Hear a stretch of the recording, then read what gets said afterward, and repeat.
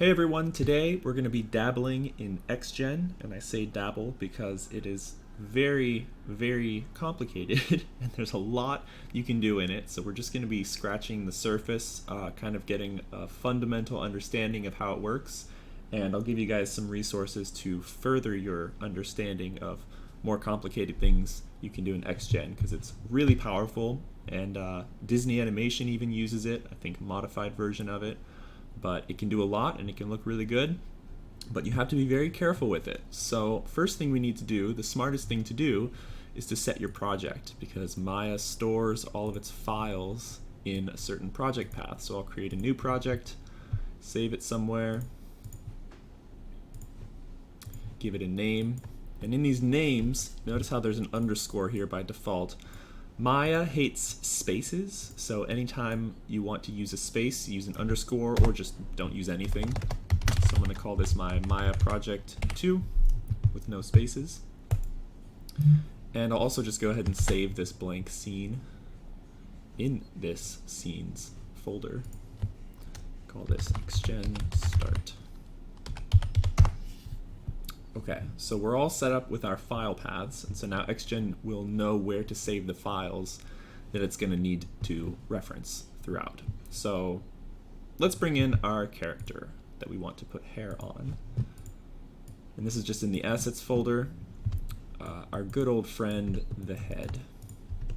So first thing we need to do is create the scalp geometry. We don't want hair all over his face, like on his neck and in his ears and on his nose. I mean, maybe you would want that if you were making a werewolf or something, but for our purposes, we're just going to be creating the hair and the eyebrows today. So I'm going to duplicate this mesh and call this the scalp mesh. I'll isolate it, and I'm going to delete all of the faces that aren't a part of the scalp. So I'll get rid of those. And I'm just selecting some edge loops here to kind of efficiently cut this off. And I'll grab down here to his neck.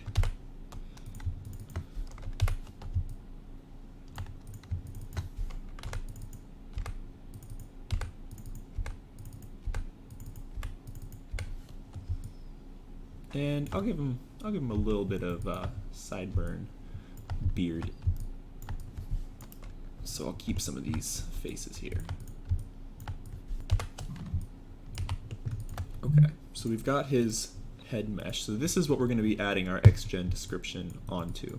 And just to be extra safe, I'm going to go ahead and freeze transformations on it and delete history. Okay, so we're ready to jump into xGen. You see I've got my xGen shelf here. If you don't have the xGen shelf, you may need to load the plugin. And when you click that, you'll get this xGen sidebar where we'll be working out of. So we want to create a new description. We have to have our scalp geometry selected. Create new description. We can give this a name. This will be our hair. And this could be the eyebrows or the mustache or some kind of subcategory within our collection of our character. So this is kind of a group and then a description within this group called a collection.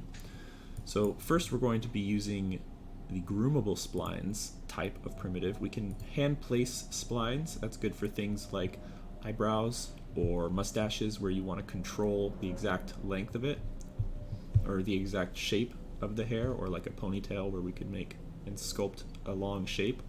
We'll do that for the eyebrows, but for this one we want to groom.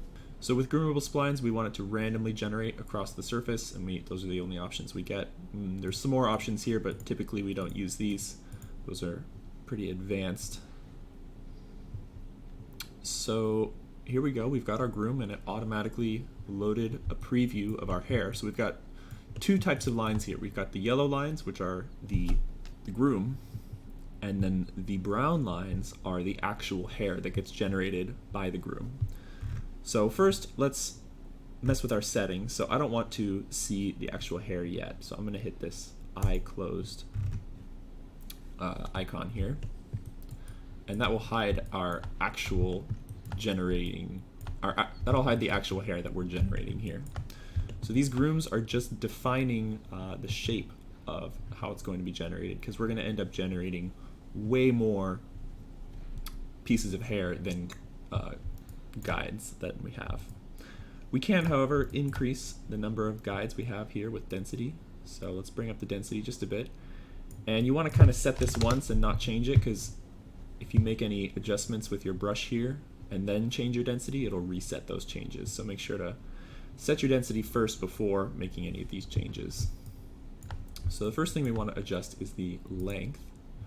I want to reduce the length around this area to 0. So my goal length will be 0.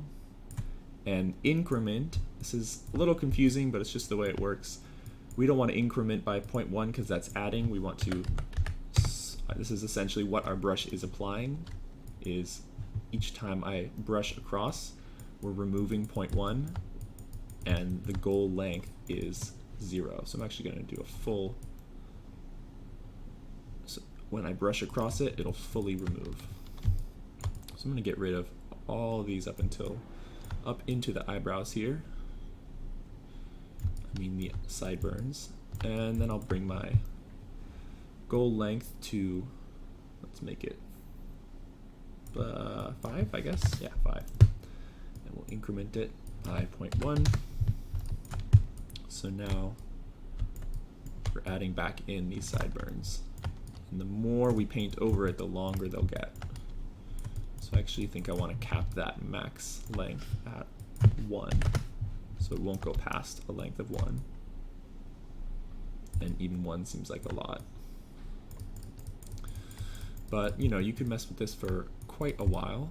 But I'll kind of speed through this to give you an overview. I'll just make the length of the hair up top much longer. So my goal length will be 10, my increment will be 1, and I'll make my brush size a lot larger.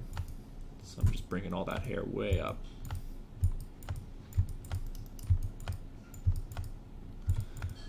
And there's a lot of sculpting you can do here, and the best way to look at it is to kind of watch this silhouette and move around it a lot to try and understand the shape of your hair, because it's kind of hard to see just looking straight into it. Next tool we're going to use is the Orient tool. We can pose this hair and pull it around. And watch out for pulling it too far, because you can pull it so far that it cuts into the head geometry. It doesn't stop itself. So try to do this just a subtle amount, because we can also use the bend, which will start to bend it halfway at the hair, halfway along the hair point. So I'm doing a really loose job here, just kind of pulling all this around, just giving it some shape so it's not as perfect and straight. And we can also add a little bit of noise, but don't worry about getting this too perfect looking. These are honestly just our guides. This isn't even our actual hair, but I do want to smooth out areas like this. So once I've kind of established my shape, I'll smooth it out a lot just to kind of even out all these changes, because once we actually generate our actual xGen hair, we can add more modifiers on top of that. So I'm just kind of getting a general shape, bend, and length that I'm pretty happy with here. And now I'll move on to actually generating this. So if I hit the open eye here, it creates those brown xGen hairs instead of our guides, so I can turn off the visibility of our guides here.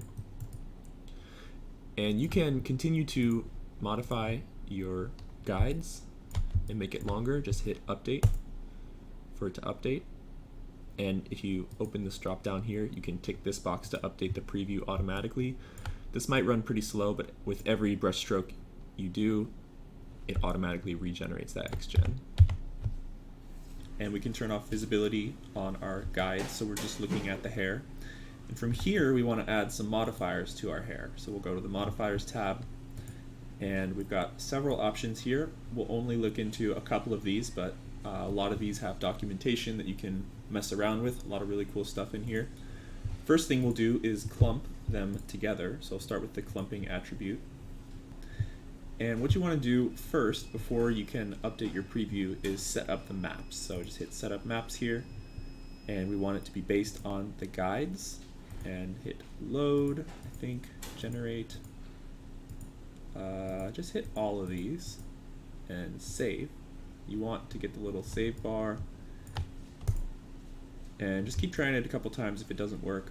But this is what the clumping should look like, and you can modify the scale of it. I'm going to reduce that by 3/4, so value of 0.25 clumping, just a little bit of clumping, and then on top of that, I'll add some noise and just increase the frequency and magnitude a bit. So now we get some noise in the hair. You can add some physics in here too. We won't get into hair physics simulations. It's just getting a little too involved. For coil, you want to bring the count up a lot to like 1,000 or maybe 100. And if you mask it, that'll reduce the overall amount the modifier modifies. So I'll bring it down to like just 0.1. Okay, I'm pretty happy with how that hair looks. So next, I'm ready to render. So under preview output, let's choose our renderer as Arnold. So let's go find that hair shader. Hair physical, it's not the one we want. We want to use the AI standard hair material, and we want to apply it to our scalp hair primitives that we created. So I'll assign material to viewport selection. And let me get out my brush tool. So now we've got a hair shader on our hair primitives. So if I select that shader, it's physically based, so we can adjust the melanin attributes to change the color. But you can also shift the base color to something crazy like blue. We've also got some nice presets here. I'll just use the dark brown preset. And I think we've got, let's add a light in here and see how that renders.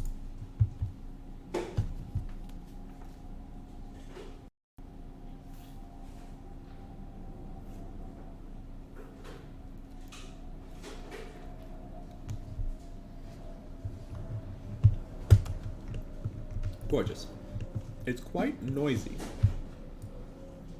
So the way to reduce this noise, well, first of all, we can increase our samples. But the main way to do it is in your xGen itself, go down to minimum pixel width and bring that up to 1. And let's render again. So this will increase the thickness of each hair, because these hairs are getting so thin, especially at the end, the tips here.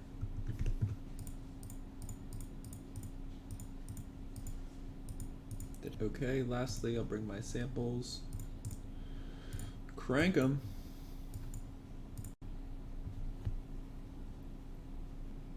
That looks pretty good, except for the clumping.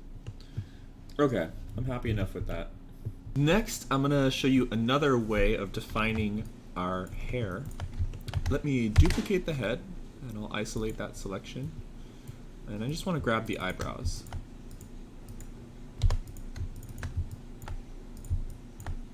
So I'll just select this row of faces.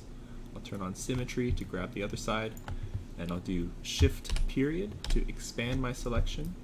So this is the piece of geometry I want to keep. So if I shift, drag, select over everything to invert my selection, I can end up with just the eyebrow piece. I'll name that eyebrow. And this is what I want to add my xGen onto. So I'll create a new collection with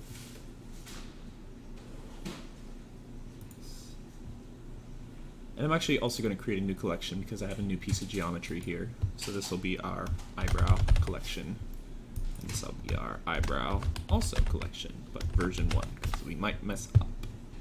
So this type will be splines, where we can custom define each exact one, but we don't want, we want to leave it as randomly across the surface, so it still generates randomly. We could set it to only generate for each point we create. If you want to do that, like hand placing eyelashes, you might want to do that. But for these eyebrows, let's do randomly across the surface. And we want to place and shape guides instead of use attributes and expressions. So we'll hit create. Nothing's going to happen because we need to place our guides first. So if we go to our add guide tool here and start clicking some points, we can add those guides. I recommend adding your guides on the very far inside and outside because it'll interpolate between the shapes of them once you start making those modifications. So the way to modify these guides is to right click and hold on them, but you need to not be overlapping your geometry. So the trick is to rotate so you're only looking at your guide against the blank background, not your geometry. And right click and hold there. Now we get a different set of options. So we want to guide control points. And select our guide with the selection tool. Now we can click on these individual points. So I can move these around and place these by hand to create a little curl in the eyebrow. And I'm also going to copy this shape. So copy guide shape, and selecting the rest of the guides, you can select them in the outliner here, all except for that one. We will paste the guide shape, so now they all have that shape. And I'm not going to do too much more than that, but you'll see when we generate our preview, it blends between the different shapes. So if our outside guide shape were, let's say, straighter,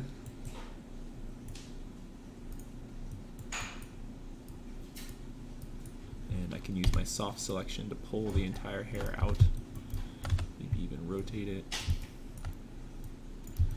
like that, you'll see as we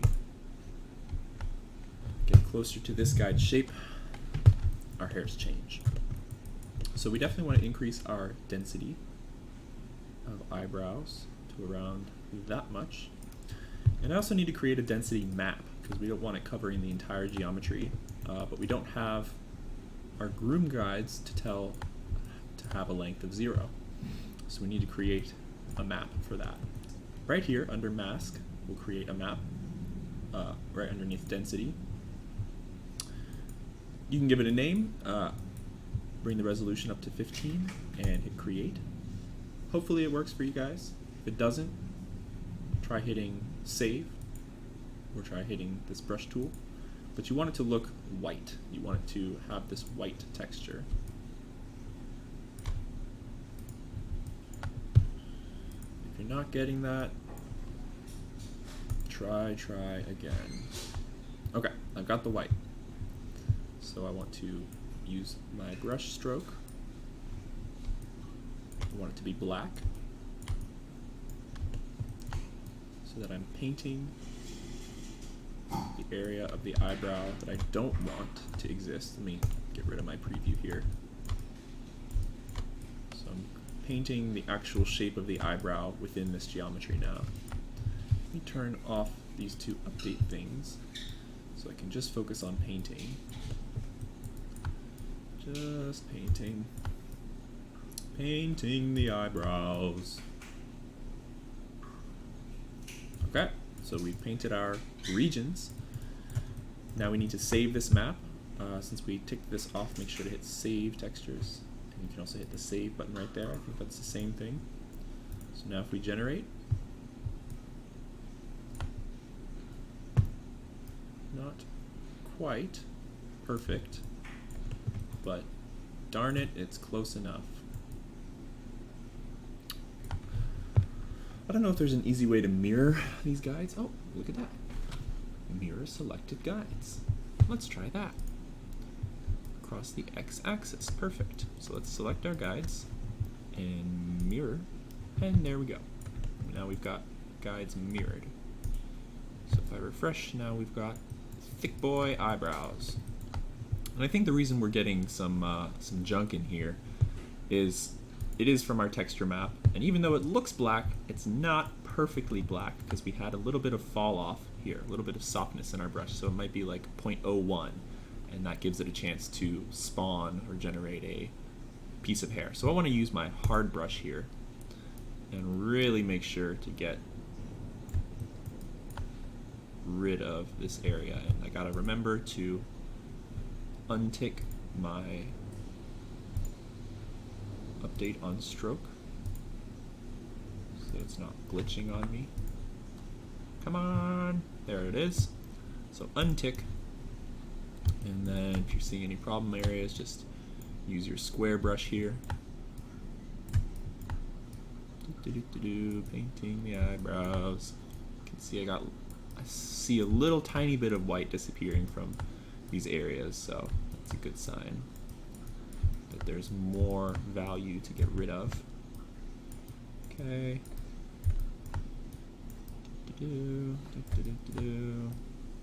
Okay, let's see how that looks. Make sure to save your texture, save it again, refresh your preview, and there she goes. That's looking much, much nicer.